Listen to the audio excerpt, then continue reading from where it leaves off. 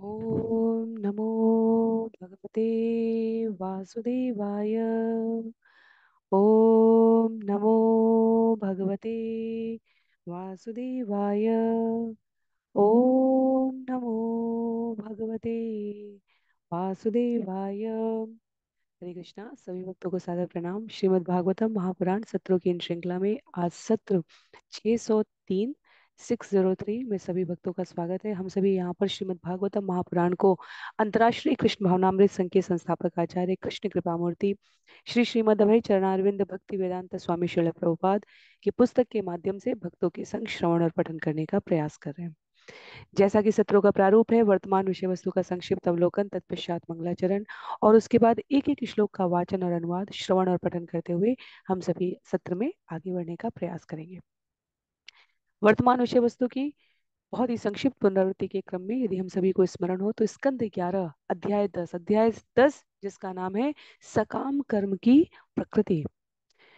इस जगत में, इस जीवन में मनुष्य शरीर प्राप्त होने के पश्चात किस प्रकार के कर्मों का हमें आश्रय लेना चाहिए, किस प्रकार के कर्म हमारे लिए प्रतिबंधित हैं, किस प्रकार के कर्म हमें गर्हित नरक की श्रेणी में डाल सकते हैं। भगवान श्री कृष्ण उद्धव के संग वार्ता में सामान्य जनमानस को सकाम कर्म की प्रकृति से परिचित करा रहे हैं।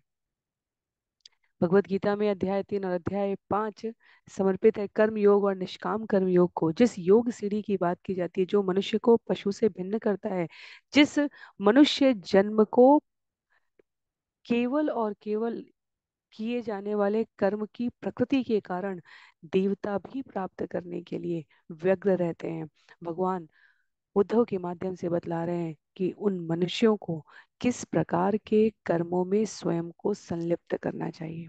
तो हमने करीब प्रथम 17-18 श्लोक इस अध्याय में पिछले सत्र में श्रवण किए थे, जहां भगवान जैमिनी मुनि के सिद्धांत को, दर्शन को, तर्क को जो सामान्य जनमानस को भ्रमित करने के लिए है, उसको खंडित करते हुए बताते हैं कि भौतिक शरीर के भीतर बद्ध आत्मा को शुद्ध दिव्य ज्ञान की प्रस्तुति के द्वारा किस प्रकार के कर्मों में संलग्न किया जाए, किन विधि विधानों में, वर्ण आचार संहिता के किस नियमावली में, कि वह इंद्रियासक्त कर्म करने से स्वयं को बचा सके।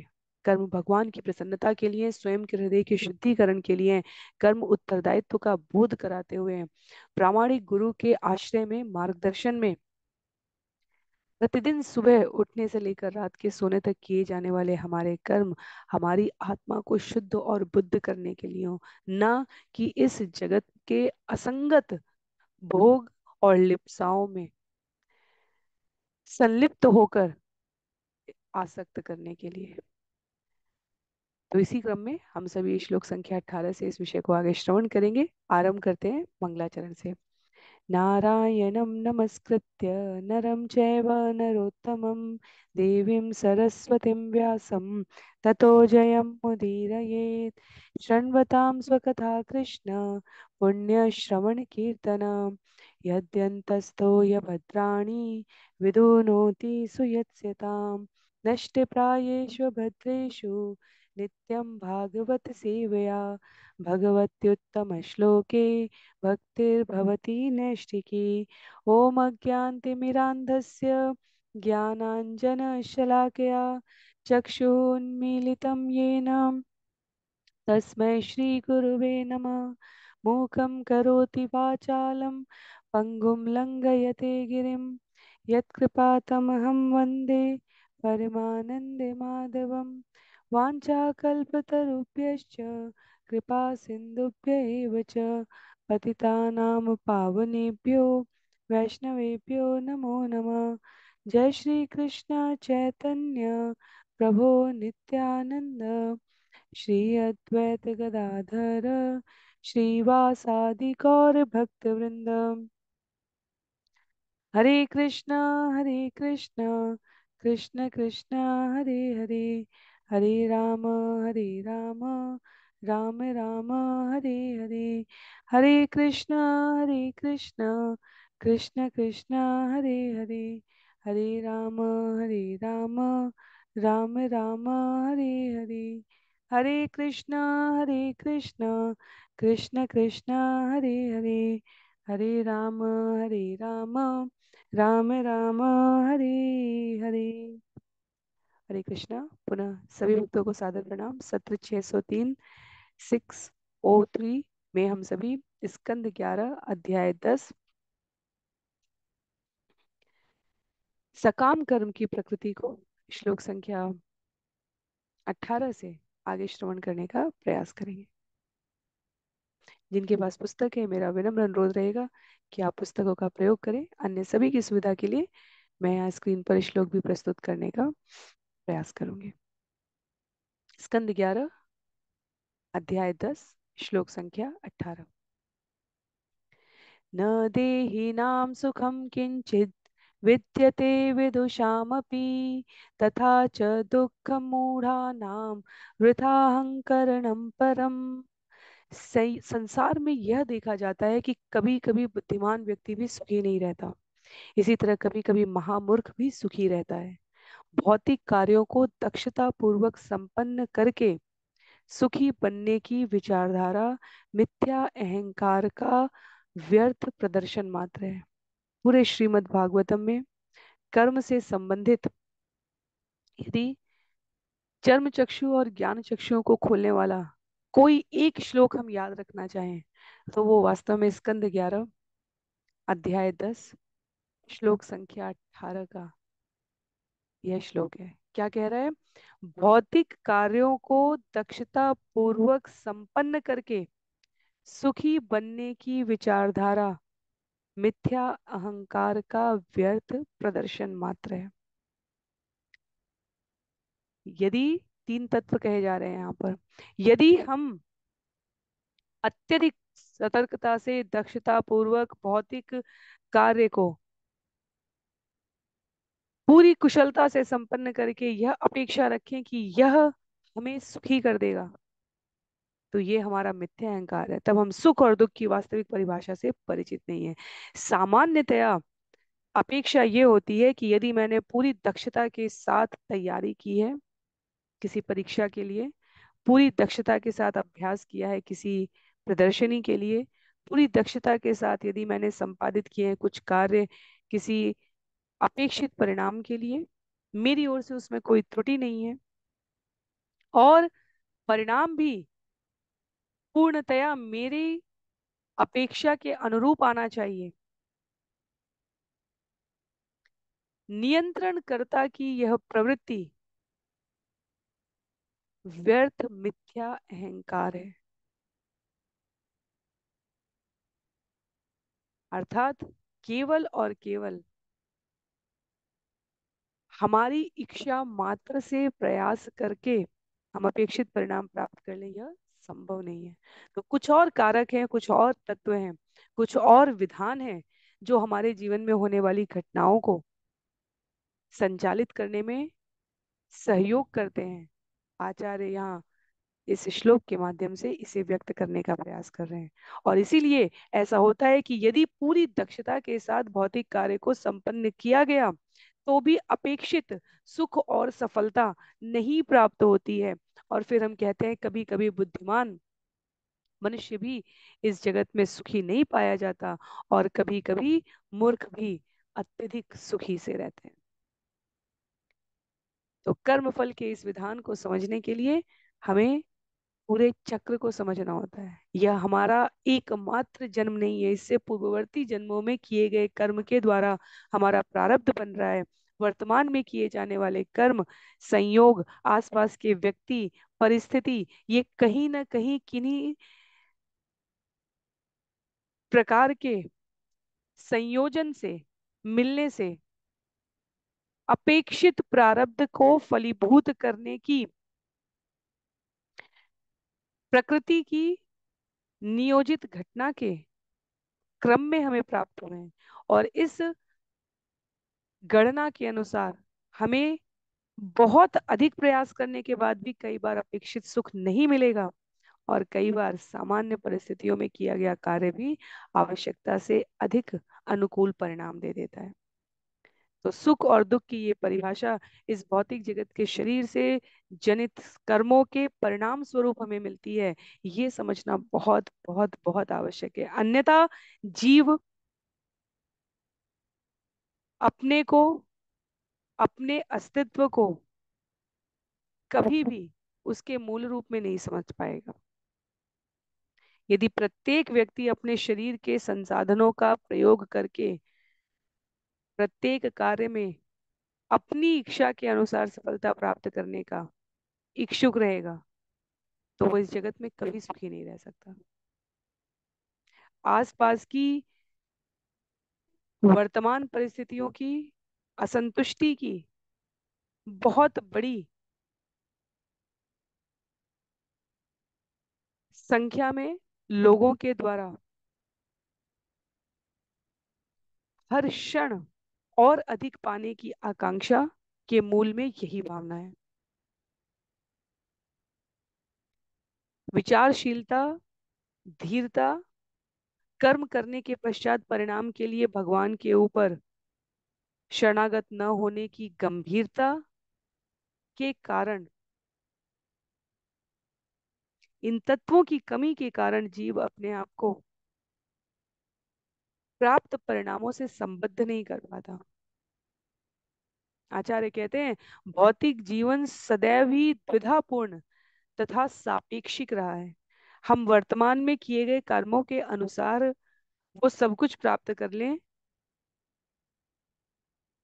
कर्म फल की गणना का समीकरण इतना सरल कभी नहीं रहा। विश्व पितामह ने अपने पूरे जीवन में ऐसा कोई प्राकट्य रूप में विशेष कार्य नहीं किया जिसकी वजह से जीवन भर के संघर्ष, समय समय पर दुर्योधन द्वारा अपमानित होने और अंत में शरीर को इतना कष्ट भोगने का कोई उपक्रम उनके द्वारा नहीं किया गया। तथापि शास्त्र में उल्लेख है कि उनको क्यों इस प्रकार से 6 महीने की योजना के अनुसार शरीर के लिए प्रतीक्षा करनी पड़ी। कृष्ण भावनामृत में रहकर किए गए कार्य हमें परिणाम और फल की आशा से मुक्त रखते हैं और इसलिए सुख और दुख की प्रवृत्ति से भी परे रखते हैं। तो बुद्धिमान मनुष्य के रूप में, आध्यात्मिक साधना में प्रयासरत जीवों के रूप में हमें ये समझना होगा कि केवल और केवल भौतिक कार्य को दक्षता पूर्वक संपन्न करके सुखी बनने की विचारधारा ये मिथ्या अहंकार का प्रदर्शन है। हिरण्यकशिपु, रावण, कंस, शिशुपाल, रुक्मी भगवान श्री कृष्ण को साधारण समझ के उनकी उपस्थिति में कई गुना संख्या में सेना लेकर यह प्रयास कर रहा था कि वो भगवान को रोक सकता है और अपेक्षा के अनुरूप परिणाम प्राप्त नहीं हुआ। कहने का आशय यहाँ पर सरलतम पंक्तियों में इस रूप में है कि अपनी वर्तमान शरीर के, वर्तमान इंद्रियों के उद्यमों के द्वारा शास्त्र अनुकूल वचनों का, निर्देशित कर्तव्यों का आश्रय लेकर यदि हम किसी परिणाम विशेष की अपेक्षा से कार्य कर रहे हैं तो हमें अनुकूल और प्रतिकूल दोनों ही प्रकार के गंतव्यों के लिए प्रस्तुत रहना चाहिए। यदि कर्मफल की गणना में हमारी इच्छा ईश्वर की इच्छा से और हमारे पूर्व जन्म के कर्मों के प्रारब्ध से मेल खाती है तो किए गए परिणाम का हमें, कर्म का हमें अपेक्षित परिणाम मिलेगा। और यदि हम इसे भगवान को पूर्ण नियंत्रक समझ के स्वीकार कर लें तो असंतुष्ट नहीं होंगे। पर इसके विपरीत यदि हर परिस्थिति हम अपने अनुसार नियंत्रित करना चाहें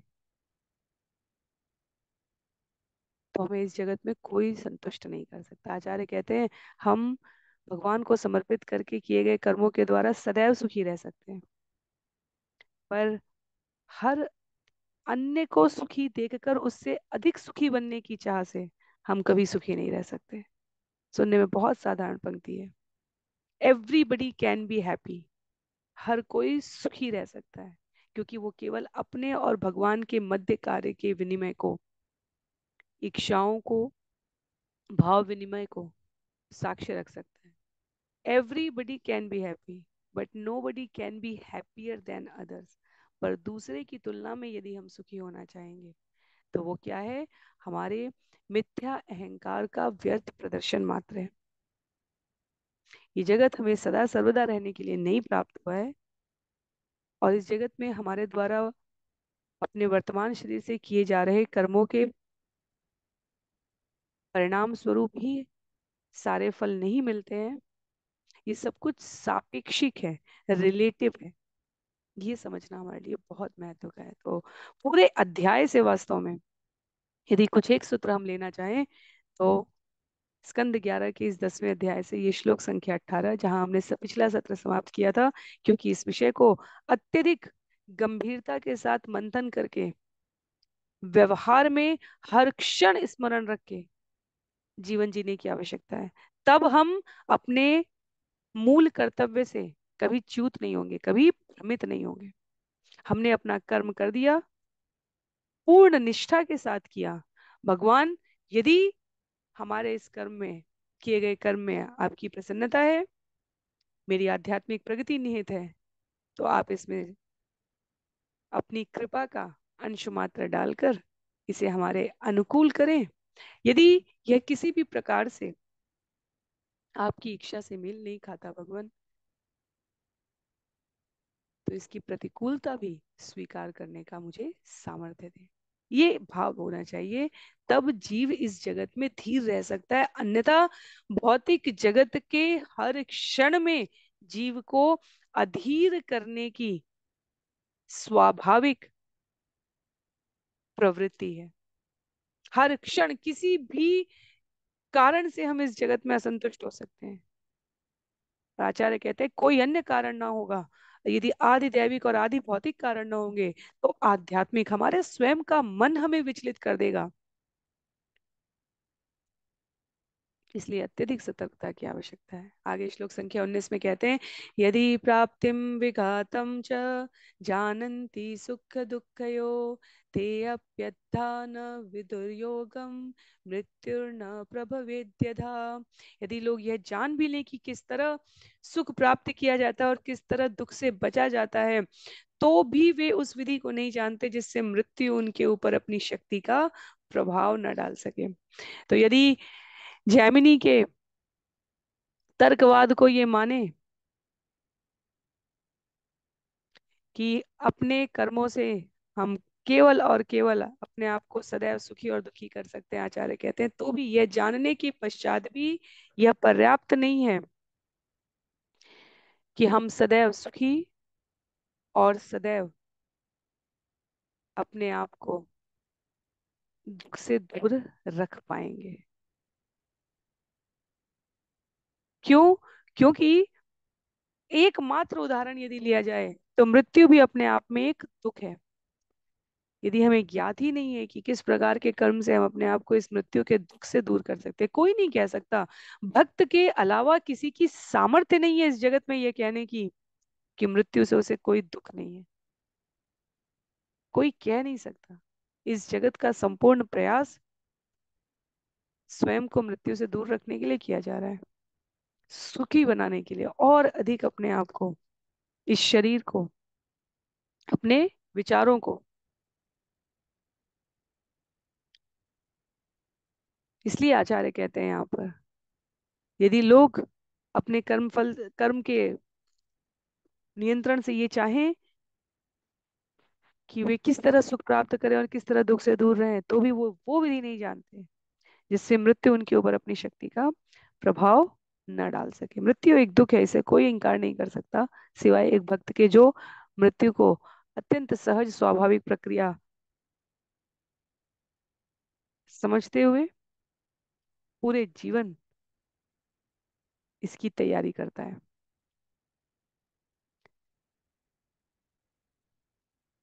तो भौतिक दृष्टि से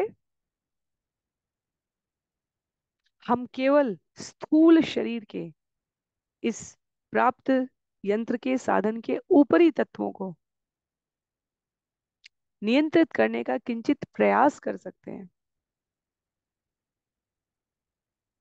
पर वास्तव में यदि हम दुखों से दूर होना चाहते हैं, कर्मफल के विधान को, गूढ़ सिद्धांत को समझना चाहते हैं, तो हमें आध्यात्मिक आश्रय में इन बिंदुओं को समझना होगा। कहते हैं आगे श्लोक संख्या 20 में, को नु अर्थ सुखत्येनं कामो वा मृत्यु अंतिके आघातम नीयमानस्य वध्यस्यैव न तुष्टिद। मृत्यु अच्छी नहीं लगती, और क्योंकि हर व्यक्ति फांसी के स्थान पर ले जाए जाने वाले दंडित व्यक्ति के समान है, तो फिर भौतिक वस्तुओं या उनसे प्राप्त तृप्ति से लोगों को कौन सा संभव सुख मिल सकता है।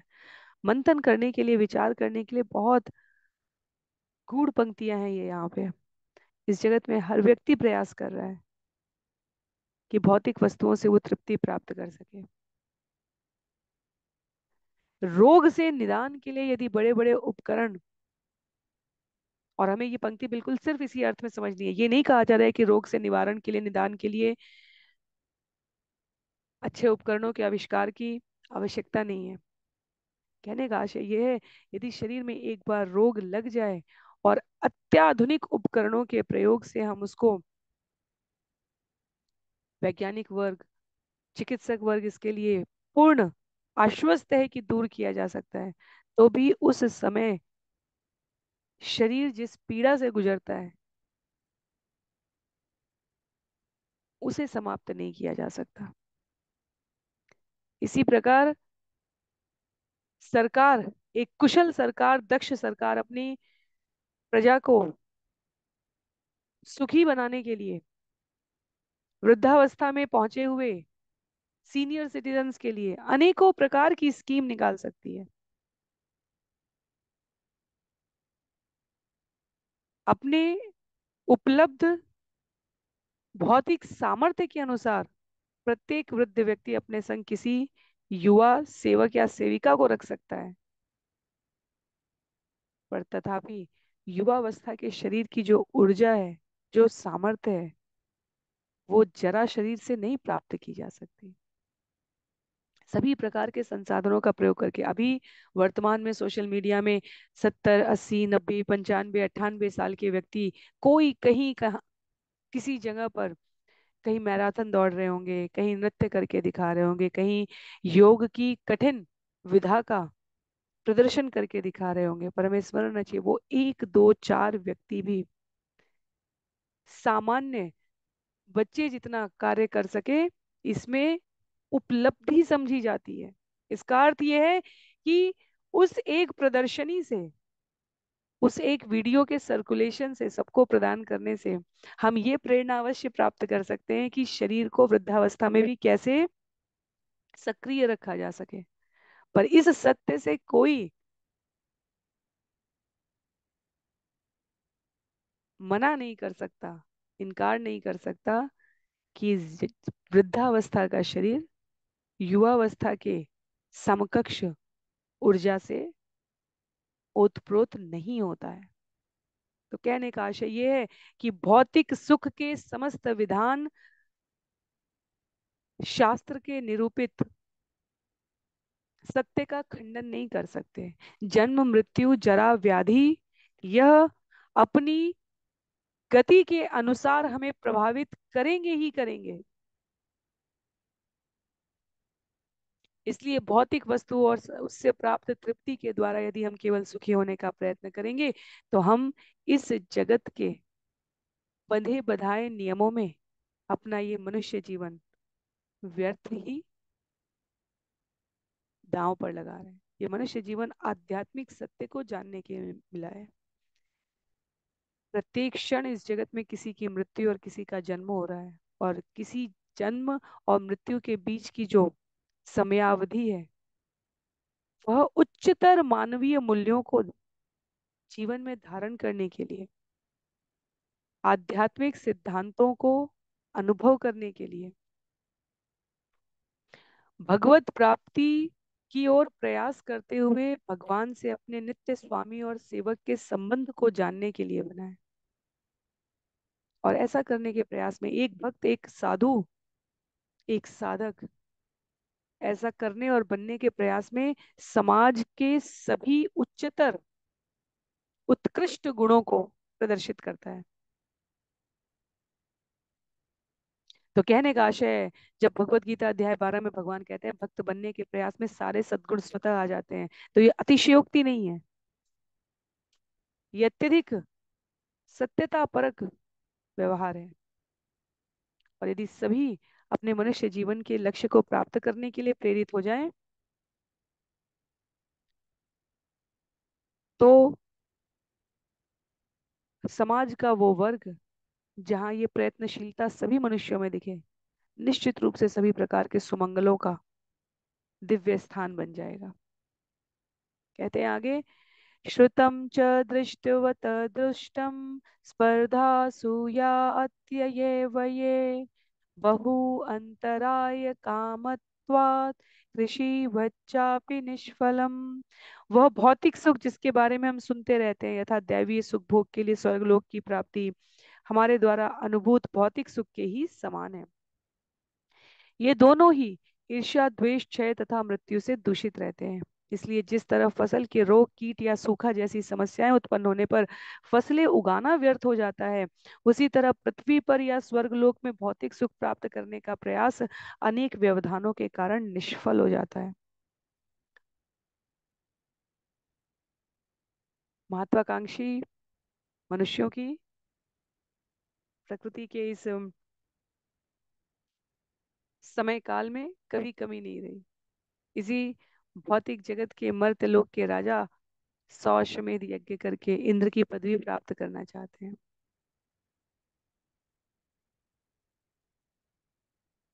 हम पुण्यों के बल पर सामान्यतया स्वर्ग लोक की प्राप्ति के लिए अभिप्सित प्रेरित करते हुए दिखाए जाते हैं। पर आचार्य कहते हैं, चाहे पृथ्वी पर है चाहे स्वर्ग लोक पर है, भौतिक सुख प्राप्त करने का प्रयास अनेकों प्रकार के षड्यंत्र, हिंसा, झगड़े, दुष्चक्र, मोह और अंततः सभी प्रकार के उत्पातों की जड़ होता है। इसलिए आचार्य कह रहे हैं, वैकुंठ जो कि ईश्वर का धाम है, इस जगत द्वारा लागू होने वाले प्रकृति के कानूनों और नियमों, सीमाओं और झगड़ों से परे है। वैकुंठ शब्द ही है जहां कोई कुंठा नहीं है। और वैकुंठ की प्राप्ति के लिए यदि हम प्रयत्नशील होना चाहते हैं, तो हमें कर्ता के रूप में, नियंत्रणकर्ता के रूप में, संचालनकर्ता के रूप में, संहारकर्ता के रूप में, सृजनकर्ता के रूप में स्वयं से परे पूर्ण पुरुषोत्तम भगवान की सत्ता को स्वीकार करना होगा। ये स्वीकार करना होगा कि हम मालिक नहीं है। इस जगत में प्रत्येक व्यक्ति किसी न किसी को तुष्ट कर रहा है, कोई किसी और को नहीं कर रहा है तो अपनी इंद्रियों को तुष्ट कर रहा है। आचार्य कहते हैं, यही तुष्ट करने की प्रवृत्ति जीव यदि भगवान के साथ साध ले, तो वह जीव सभी प्रकार से संतुष्ट हो जाता है। यदि भगवान को तुष्ट करने में यदि व्यक्ति अपने कर्म को, अपनी प्रत्येक श्वास को प्रेरित करना, साधना सीख जाए, तब वह वैकुंठ धाम के निवासी होने की पात्रता प्राप्त कर लेता है, जहां सभी प्रकार के मनोरथों की अंतिम गति दिव्य सुखमय अवस्था उपलब्ध है। तो यदि प्रयास ही करना है, तो क्यों न दिव्य स्थान पर पहुंचने का प्रयास करें।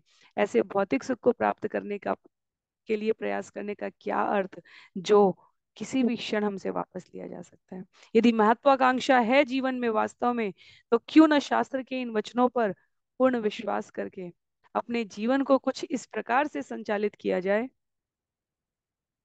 कि इस धराधाम के या इस 14 भुवन के लोकों से परे वैकुंठ में, जिसका अस्तित्व काल्पनिक नहीं, हमारे अनुभूत तत्वों में प्रमाणित है, श्रुति और स्मृति में आचार्यों के द्वारा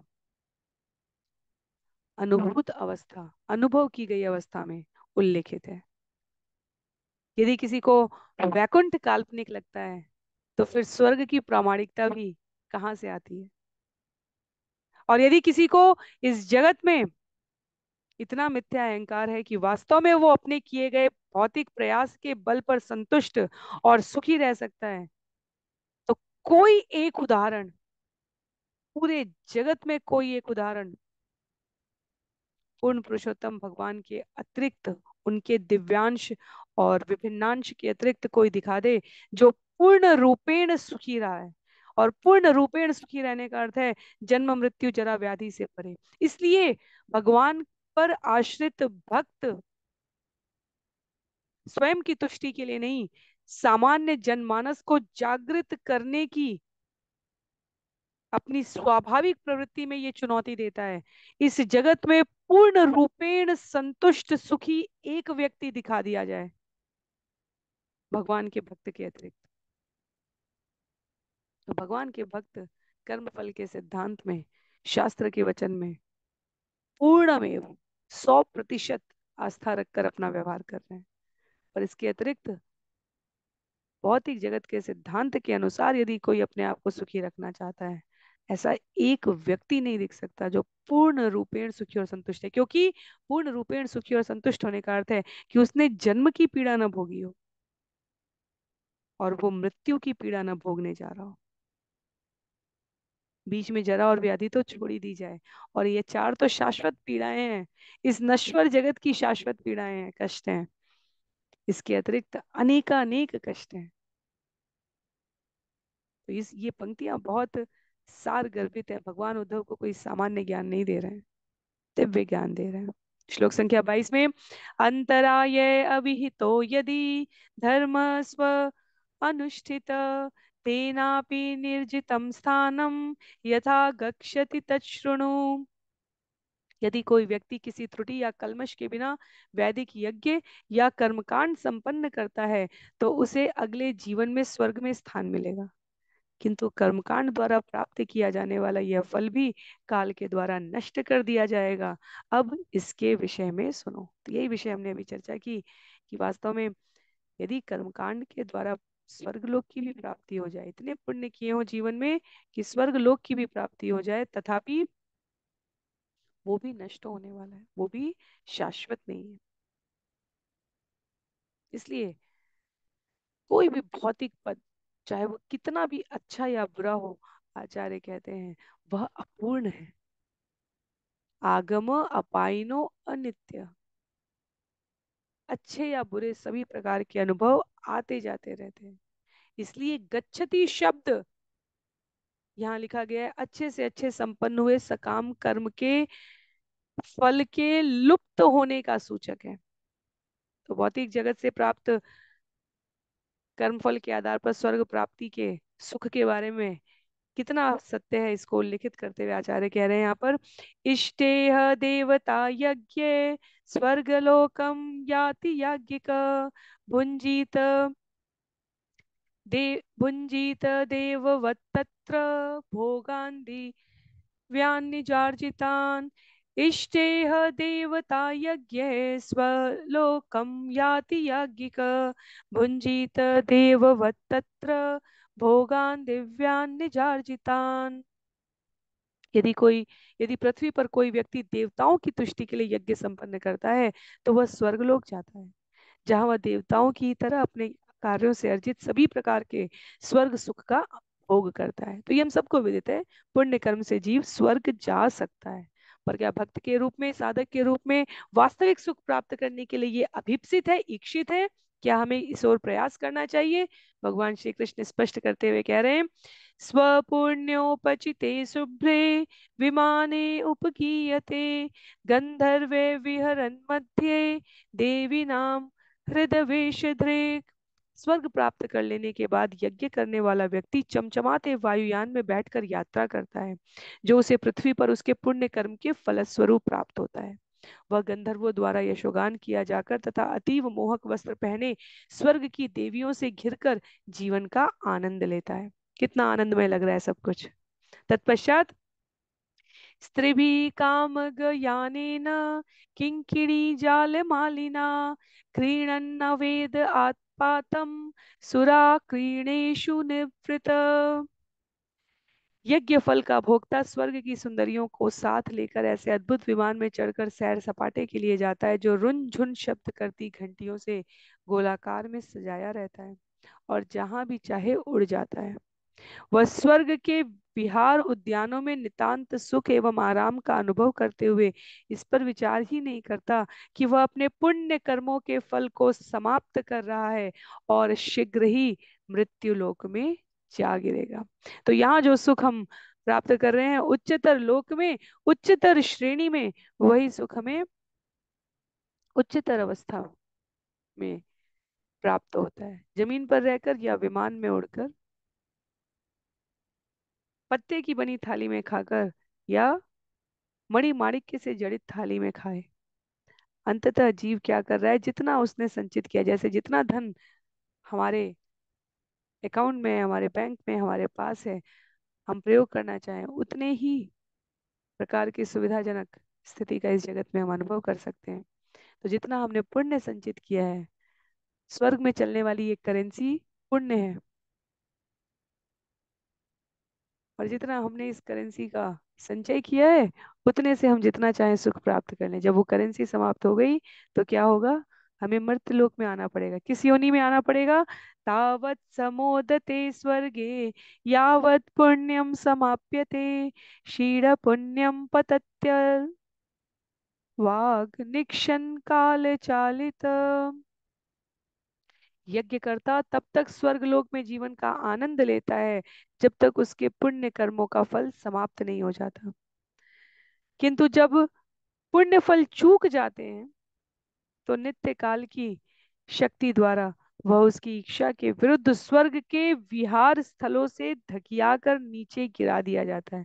तो जिन गंधर्वों के गान के साथ जीव अपने आप को स्वर्गलोक में प्रवेश करते हुए अत्यंत आनंद का अनुभव करता है, जब पुण्य फल की समाप्ति हो जाती है, वो स्थान है, वो उतने समय तक ही इस जगत में भी किसी होटल में, किसी रेस्टोरेंट में, किसी क्रूज पर, किसी अत्यधिक प्रतिष्ठित स्थान पर, यदि वहां प्रयोग किए जाने वाली मुद्रा हमारे पास नहीं है तो केवल हमारा स्वरूप देखकर कोई हमें वहां स्थान नहीं देगा। स्वर्गलोक में जितना हमने पुण्य, और जब हम जिस जगत में जिस जहां पर भी जो भी मुद्रा चलती है उसको लेकर प्रवेश करते हैं, जब तक हमारे पास वो है तब तक इस प्रकार हमारा स्वागत किया जाएगा कि हम कितने लब्ध प्रतिष्ठित सम्मान के योग्य प्राणी हैं। भक्त अपनी स्वाभाविक स्थिति को कभी नहीं भूलता, वो प्रार्थना करता है भगवान से कि वो नित्य स्वामी और नित्य सेवक के संबंध में जागृत रहे। पर इस भौतिक जगत की इच्छाओं में स्वयं को तृप्त करने का, सुखी करने का अनुभव करने के लिए प्रयासरत जीव सर्वत्र सुख की, मान की, सम्मान की कामना में इतने डूबे रहते हैं कि जब यह पूरा नहीं हो पाता तब वह स्वयं को अत्यधिक दुखी, शुद्ध और असंतुष्ट अनुभव करते हैं। आगे श्लोक संख्या 27, 28 और 29 में कहा गया है, यद्य धर्मरतः संगात् असतां वाजितेन्द्रियम् कामात्मा कृपणो लुब्ध स्त्रैणो भूत विहिंसक पशुन विधि नालभ्य प्रेत भूत गणान्यजन नरकान् वशो जन्तु गत्वा यातुल्यबणमत्तम कर्माणि दुःखोत्तरकाणि कुर्वन् देहेन ते पुनः देहम् आभजते तत्र किं सुखम मर्त्य धर्मिण। यदि मनुष्य बुरी संगति के कारण अथवा इंद्रियों को अपने वश में न कर पाने के कारण पापमय अधार्मिक कार्यों में लिप्त रहता है, तो ऐसा व्यक्ति निश्चित ही भौतिक इच्छाओं से पूर्ण व्यक्तित्व को जन्म देता है। इस तरह वह अन्यों के प्रति कंजूस, लालची तथा स्त्रियों के शरीरों का लाभ उठाने का सदैव इच्छुक बन जाता है। जब मन इस तरह दूषित हो जाता है, तो वह हिंसक तथा व्यग्र उग्र हो उठता है और वेदों के आदेशों के विरुद्ध अपनी इंद्रिय तृप्ति के लिए निरीह पशुओं का वध करने लगता है। भूत प्रेतों की पूजा करने से ऐसा मोहग्रस्त व्यक्ति अवैध कार्यों की गिरफ्त में आ जाता है और नरक को जाता है, जहां उसे तमोगुण से युक्त भौतिक शरीर प्राप्त होता है। ऐसे अधम शरीर से वह दुर्भाग्यवश अशुभ कर्म करता रहता है, जिससे उसका भावी दुख बढ़ता जाता है। अतः वह पुनः वैसा ही भौतिक शरीर स्वीकार करता है। ऐसे व्यक्ति के लिए कौन सा सुख हो सकता है? ऐसा कौन सा सुख हो सकता है जिसके लिए वह अपने को ऐसे कर्म में लगाता है, कार्यों में लगाता है, जो अपरिहार्य रूप से मृत्यु पर समाप्त हो जाते हैं। विचार करने की बात है। ये पूरी प्रक्रिया, ये पूरा चक्र मूल में इस सत्य को आवरण में करके मृग मरीचिका के समान जीव को सुखी होने का लालच दे रहा है। क्या है वो परम सत्य जो आवरण में है? हम सभी निमित्त मात्र हैं। पूर्ण पुरुषोत्तम भगवान श्री कृष्ण के जीव तत्व शक्ति विस्तार स्वरूप भगवान की प्रकृति और प्रवृत्ति से किंचित विलग होने के इस क्रम में इस धराधाम पर उस स्मृति को पुनः प्राप्त करने के लिए भेजे गए हैं, ना कि और अधिक आसक्त होकर जन्म मृत्यु के इस चक्र में सदा सर्वदा के लिए भ्रमण करने के लिए। पूरी प्रक्रिया का यहाँ अवलोकन कराते हैं आचार्य। जितनी करेंसी है उतना सुख भोग लिया, पर अब सुख भोगने की आदत इतनी अधिक हो गई है, आसक्ति इतनी प्रगाढ़ हो गई है कि अब हमारे जीवन में क्रोध आएगा, लोभ आएगा, शोभ आएगा, क्योंकि हम किसी न किसी प्रकार से स्वयं को संतुष्ट रखना चाहते हैं। तो अनेक प्रकार के दूषित कृत्यों में अपने को प्रविष्ट कराएंगे, हिंसक होंगे, उग्र होंगे, किसी भी सस्ते साधन से वो सुख प्राप्त करना चाहेंगे। इस जगत में भी यही हो रहा है। धन की समाप्ति के पश्चात करणीय या अकरणीय दोनों प्रकार के कार्यों से जीव और अधिक धन संचय करना चाहेगा। आवश्यकताओं की पूर्ति तो भगवान ने कहा योग क्षेमम वहां में मैं अवश्य करूंगा। इच्छाओं की पूर्ति कोई नहीं कर सकता। आवश्यकताओं की पूर्ति भगवान करते हैं। इच्छाओं की पूर्ति के लिए जीव को इच्छाएं किस प्रकार की करनी है, उस पर नियंत्रण करना होगा।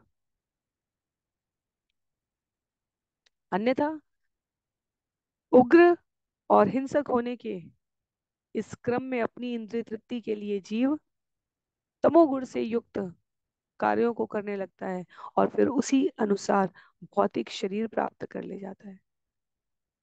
और वो शरीर जो भगवत प्राप्ति के लिए मिला था, वो भूत प्राप्ति तक पहुंच जाता है। किम सुखम मर्त्य धर्मिण, ऐसा कौन सा भौतिक सुख इस जगत में जीव प्राप्त कर सकता है जो उसे मृत्यु की ओर ले जाने से रोक सके? मृत्यु के बाद के जीवन को किसने देखा है जो ये कहते हैं? उनके लिए इस जगत में असंख्य उदाहरण भरे हुए हैं, जो वर्तमान में किए गए कार्यों के परिमाण में, उस अनुपात में फल नहीं प्रदान करते। जिन्हें इस पंक्ति को कहने का साहस होता है कि अच्छे लोगों के साथ बुरा क्यों होता है, ये वही लोग होते हैं जो मृत्यु के सिद्धांत को जीवन में स्वीकार करने से इनकार कर देते हैं। जो मृत्यु के शाश्वत सत्य को समझते हैं, वो अच्छे और बुरे की परिभाषा भी समझते हैं। इसलिए शास्त्र का सम्यक अध्ययन प्रामाणिक गुरु के मार्गदर्शन में अत्यंत आवश्यक है, ताकि कर्म फल की गुण गणना को हम सभी प्राप्त कर सके। आगे कहते हैं श्लोक संख्या 30 में, लोकानां लोकपालानां मद्भयं कल्पजीविनां ब्राह्मणोऽपि भयं मत्तो द्विपरार्ध परायुष। स्वर्ग से लेकर नरक तक सभी लोकों में तथा उन समस्त महान देवताओं के लिए जो 1000 चतुर्युग तक जीवित रहते हैं, मुझ काल रूप के प्रति भय व्याप्त रहता है। यहाँ तक कि ब्रह्मा जी, जिनकी आयु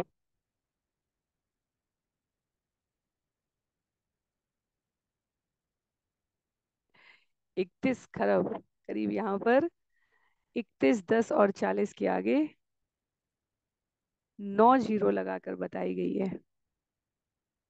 हम लोग जब ब्रह्मा जी के जीवन की गणना करते हैं, तब सामान्यतः अब भागवतम में हमें ये जीरो की संख्या इतनी स्पष्ट नहीं दिखाई जाती। यहाँ अनुवाद में लिखा है 2 परार्ध मिलकर हमारी आयु यहाँ प्रथम 3 जीरो पर समाप्त हो रही है।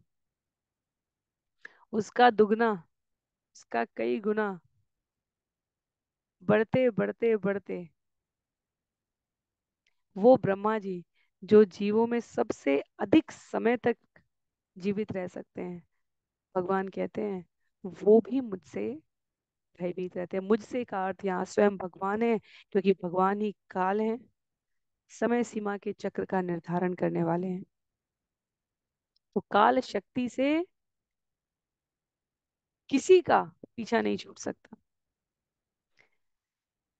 ये निष्कर्ष है, कोई किसी तर्क से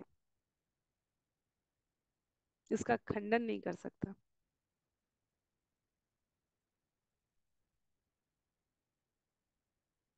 हर वस्तु के परम नियंता मूल में भगवान अपनी प्रसन्नता के लिए इस सृष्टि को यूं विस्तार देकर संचालित कर रहे हैं। जैसे खिलौने हैं, यदि ऑटोमेटेड हैं तो भी किसी न किसी बाह्य संसाधन से ही चालित हैं, इलेक्ट्रिसिटी से, बैटरी से, प्रोग्रामिंग से। वैसे ही मनुष्यों की स्थिति है।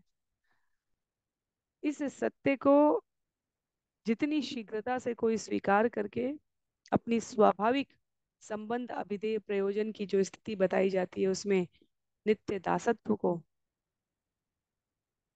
अंगीकार करता है, वह उतनी शीघ्रता से अपने परम आश्रय भगवान का संग प्राप्त करता है। कहते हैं श्लोक संख्या 31 में, गुणा सृजन्ति कर्माणि गुणा अनुसृजते गुणान जीव तो गुण संयुक्तो भुंक्ते कर्म फलान्यसो। भौतिक इंद्रियां पवित्र या पापमय कर्म उत्पन्न करती हैं और प्रकृति के गुण भौतिक इंद्रियों को गति प्रदान करते हैं।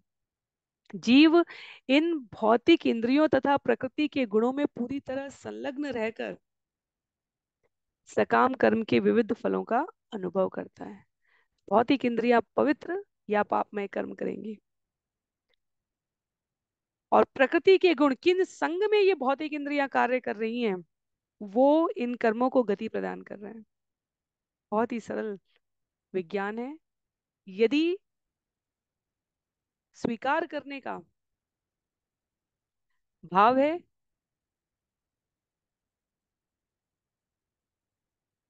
तो सहज है, और यदि इसके विपरीत जाकर कर्मफल के सिद्धांत को चुनौती देने का मनोभाव है, वह निरंतर प्रकृति से जूझता रहेगा, असंतुष्ट रहेगा, अंततः किसी गंतव्य को प्राप्त नहीं करेगा।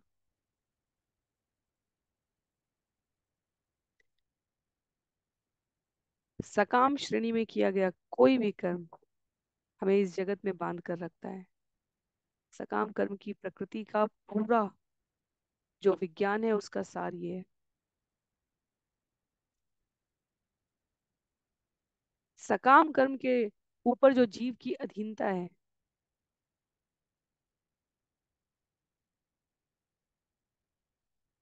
वो इस जगत के समस्त क्षणों में हमें संलग्न रखेगी। जब भगवत गीता अध्याय 3 श्लोक संख्या 27 में भगवान कह रहे हैं, भगवत गीता के प्रसिद्ध श्लोकों में आता है, श्रील प्रभुपाद ने भागवतम में अनेक स्थानों पर कर्मफल समझाने के लिए इस श्लोक का प्रयोग किया है। प्रकृते क्रियमाणानि गुणे कर्माणि सर्वश अहंकार विमूढ़ात्मा कर्ता हम इति मन्यते। जीवात्मा अहंकार के प्रभाव से मोहग्रस्त होकर अपने आप को समस्त कार्यों का कर्ता मान बैठता है, जबकि वास्तव में वे प्रकृति के 3 गुणों द्वारा संपन्न किए जाते हैं। तो इस मिथ्या अहंकार को त्याग कर भगवत भक्ति को ग्रहण करके बद्ध से बुद्ध बनने की, शुद्ध और बुद्ध बनने की ये प्रक्रिया में जीव को सच्चिदानंद स्वरूप का यदि अनुभव करना है, तो कर्म करने के पश्चात, कर्म करना हमारी स्वाभाविक स्थिति है, उसका फल भगवान को समर्पित होना चाहिए।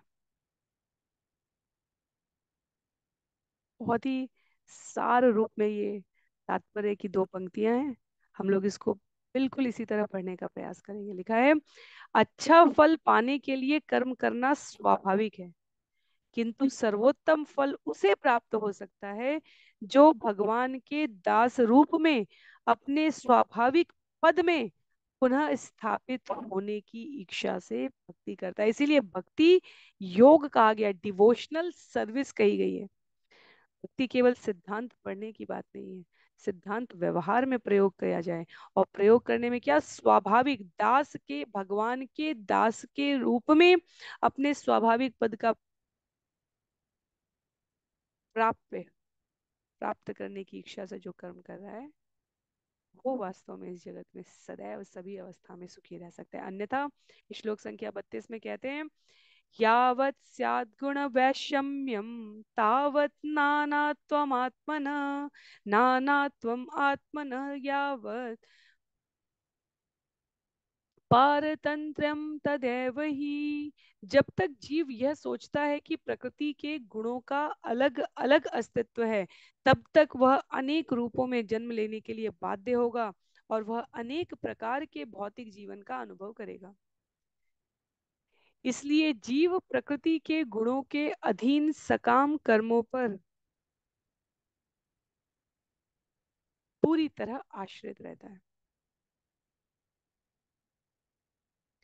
प्रकृति के गुण, उनका अस्तित्व अलग नहीं है। भगवान के अस्तित्व को विस्मृत करके भौतिक विविधताओं के प्रति आकृष्ट होकर उसमें श्रद्धा रखकर,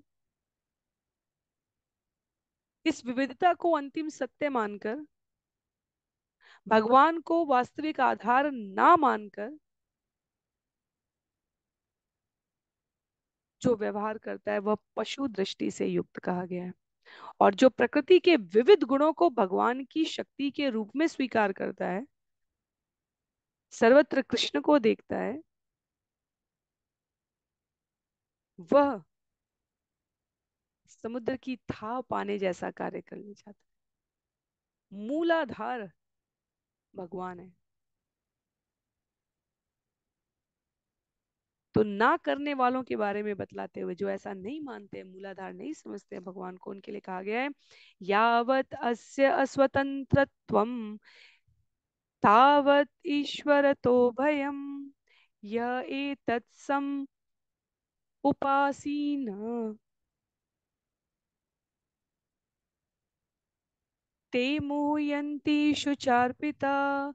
यावत् अस्य अस्वतंत्रत्वं तावत् ईश्वरतो भयं य एतत् समुपासीरन्ते मुह्यन्ति शुचार्पिता। जो बद्ध जीव प्रकृति के गुणों के अधीन होकर सकाम कर्मों पर निर्भर रहता है, वह मुझ भगवान से डरता रहता है, क्योंकि मैं उसके सकाम कर्मों के फल को लागू करता हूँ। जो लोग प्रकृति के गुणों की विविधता को यथार्थ मानकर भौतिकवादी जीवन की अवधारणा स्वीकार करते हैं, वे भौतिक भोग में अपने को लगाते हैं। फलस्वरूप वे सदैव शोक तथा दुख में डूबे रहते हैं।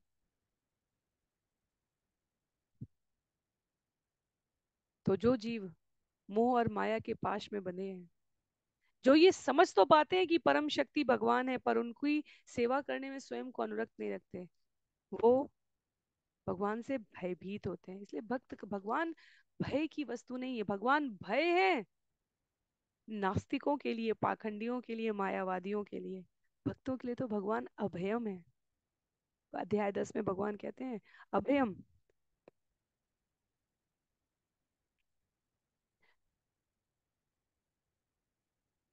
जो परमेश्वर की सेवा करने की इच्छा नहीं रखता, जो अपनी इंद्रिय तृप्ति से इतना बधा हुआ है, वो भगवान को भय के रूप में स्वीकार करते हैं। भगवान से डरो, भगवान से डरो, भगवान से डरो। जब हम इस प्रकार की पंक्तियां सुनते हैं, ये उनके लिए जो कर्मफल के विधान को, भगवान के स्वतंत्र स्वराट अस्तित्व को स्वीकार नहीं करते हैं।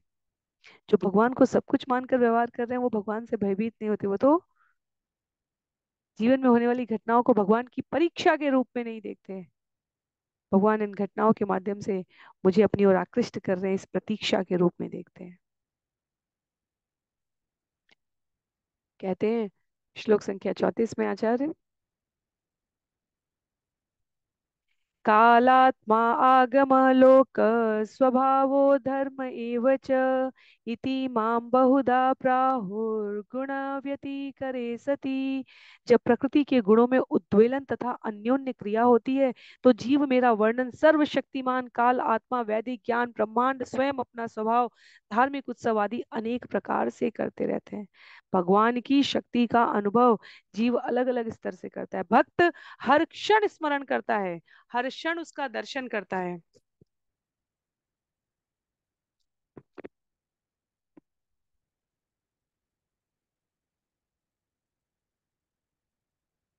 पाश्विक प्रवृत्ति के जीव केवल दुर्दिन वाली अवस्थाओं में, जब कोई महामारी आ जाए, जब कोई आपदा आ जाए, तब इसका दर्शन करते हैं। ज्ञानी वैदिक ज्ञान में, ब्रह्मांड में, विशेष अवसरों में उस सत्ता को समझते हैं। पर भक्त और साधक हर क्षण में, हर कण में भगवान को अनुभूत करता है। तो ये अंतर है। ज्ञान के साक्षात स्वरूप, आत्मा को आश्रय देने वाले परमात्मा सर्वत्र व्याप है, सभी प्रकार के सुखों के भोक्ता हैं।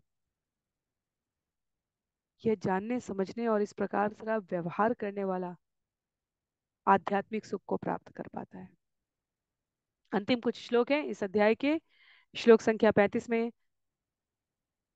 उद्धव कह रहे हैं, भगवान के द्वारा सकाम कर्म की प्रकृति को समझने के पश्चात, श्री उद्धव उवाच गुणेषु वर्तमानोऽपि देहजेष्वनपावृत गुणैर्न बध्यते देहि बध्यते वा कथम विभो।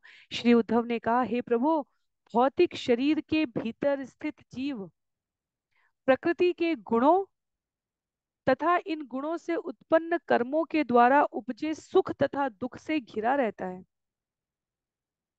यह कैसे संभव है कि वह इस भौतिक पाश से बंधा न हो। यह भी कहा जा सकता है कि जीव तो अंततः दिव्य है और उसे इस भौतिक जगत से कुछ भी लेना देना नहीं है, तो फिर वह भौतिक प्रकृति द्वारा कभी बद्ध कैसे हो सकता है। बहुत ही व्यवहारिक और सिद्धांतिक प्रश्न पूछा है यहाँ पर उद्धव ने। उद्धव कहते हैं कि भगवान, ये जो जीव शरीर प्राप्त करता है, क्योंकि ये प्रकृति के अधिकार क्षेत्र में उत्पन्न होता है, तो निश्चित रूप से ये स्वाभाविक है कि वो इन गुणों से बंधा हुआ हो। पर कहा तो ये भी जाता है कि जीव अंततः दिव्य है और इस भौतिक जगत से उसका कुछ लेना देना नहीं है, तो फिर वो क्यों आबद्ध होता है। हम सभी सामान्यतः कहते हैं ना, भौतिक जगत के 3 गुणों से जन्म के साथ ही हम सभी प्रभावित हैं। तो फिर ऐसा कैसे है कि हम भौतिक गुणों से बधे हुए भी हों और इन भौतिक गुणों का हमारे ऊपर प्रभाव भी ना हो। यदि हम दिव्य हैं तो फिर हम भौतिक गुणों में कैसे बंधे हैं, और यदि हम भौतिक गुणों से बंधे हैं तो हम अपनी दिव्य स्थिति को कैसे समझें। सामान्य स्थिति में इस प्रकार का तर्क सराहनीय है, क्योंकि यह विषय की जिज्ञासा को और गंभीरता से समझने की उत्सुकता प्रस्तुत करता है। श्लोक संख्या 36 और 37 में कह रहे हैं, कथम वर्तेत विहरेत कैवा ज्ञायते लक्षणाय किं भुञ्जीत उत्विसृज्येत शयितासीत याति वा एतत् अच्युत मे ब्रूहि प्रश्नं प्रश्नविदाम्बर नित्यबद्धो नित्यमुक्त एक एवेति मे भ्रमम्। हे अच्युत भगवान, एक ही जीव कभी तो नित्य बद्ध कहा जाता है तो कभी नित्य मुक्त कहा जाता है, इसलिए जीव की वास्तविक स्थिति मेरी समझ में नहीं आ रही। हे प्रभु, आप दार्शनिक प्रश्नों का उत्तर देने वालों में सर्वोपरि हैं। कृपा करके मुझे वे लक्षण समझाएं जिनसे यह बतलाया जा सके कि नित्य बद्ध तथा नित्य मुक्त जीव में क्या अंतर है। वे किन विधियों से स्थित रहते हैं, जीवन का भोग करते हैं, खाते हैं, मल त्याग करते हैं, लेटते हैं, बैठते हैं या इधर उधर जाते हैं। तो अंतिम दो श्लोक हैं ये इस अध्याय के, जिसमें उद्धव प्रश्न कर रहे हैं कि जगत में जन्म लेने वाला जीव स्वाभाविक रूप से भौतिक गुणों के आवरण में बधा हुआ है, पर साथ ही जीव आपके विस्तार स्वरूप में नित्य मुक्त कहा जा रहा है। तो जीव नित्य बद्ध है या नित्य मुक्त है? क्या दोनों है, या इनमें से कुछ भी वो अपने प्रयास से बनता है? कृपा करके मुझे वो लक्षण बतलाएं जिससे समझा जा सके कि जीव की वास्तविक पहचान क्या है। यदि माया से बद्ध होना इसकी झूठी पहचान है, तो वास्तविक पहचान में वो कौन से लक्षण दिखते हैं? शब्द प्रयोग है, वो किस विधि से रहते हैं, कैसे जीवन यापन करते हैं? यदि हम स्मरण करें तो भगवत गीता अध्याय 2 श्लोक संख्या 54 से 72 में भी अर्जुन ने भी ऐसे ही प्रश्न किए हैं। आत्माराम की स्थिति क्या है, कैसे बैठता है, क्या खाता है, कैसे व्यवहार करता है, उसके बारे में स्पष्ट करें। तो इस विरोधाभास को नित्य बद्ध समझें या नित्य मुक्त समझें, भगवान अगले अध्याय में स्पष्ट करेंगे। यहाँ पर श्रीमद् भागवतम के 11वें स्कंद के अंतर्गत सकाम कर्म की प्रवृत्ति नामक 10वें अध्याय के श्रील भक्ति वेदांत स्वामी प्रभुपाद के विनीत सेवकों द्वारा विरचित तात्पर्य पूर्ण हो रहे हैं। इस अध्याय की समाप्ति के साथ ही ये सत्र भी यहाँ पर समाप्त हो रहा है। अगले सत्र में हम सभी स्कंद 11 अध्याय 11 श्रवण करने का प्रयास करेंगे। अध्याय 11, जहाँ बद्ध तथा मुक्त जीवों के लक्षण, क्योंकि ये उद्धव का प्रश्न है तो भगवान स्पष्ट करेंगे। दार्शनिकता से भरा हुआ है स्कंद 11, अनेक अनेक प्रश्नों के उत्तर हैं यहाँ पर। यदि स्वयं पढ़ने में हमें गंभीर लगे, गूढ़ लगे और अस्वाभाविक रूप से नीरस लगे, तो इसलिए श्रवण का यहाँ पर अवसर उपलब्ध है। अपने समय की उपलब्धता के अनुसार इस विषय को हम श्रवण करें तो अपने जीवन के कार्यों में हमें किसी प्रकार की दुविधा नहीं होगी, क्योंकि यहाँ आचार्यों के तात्पर्य हैं जिसे निमित्त रूप में इन सत्रों के द्वारा प्रस्तुत किया जा रहा है। तो अगले सत्र में करीब 49 श्लोकों में हम सभी नित्य बद्ध और नित्य मुक्त जीवों के लक्षणों को श्रवण करेंगे। आज के लिए सत्र को यहीं पर समाप्त करते हैं। श्रील प्रभुपाद की जय, श्रील गुरुदेव की जय, अनंत कोटि वैष्णव वृंद की जय, श्रीमद् भागवतम महापुराण की जय। हरे कृष्ण।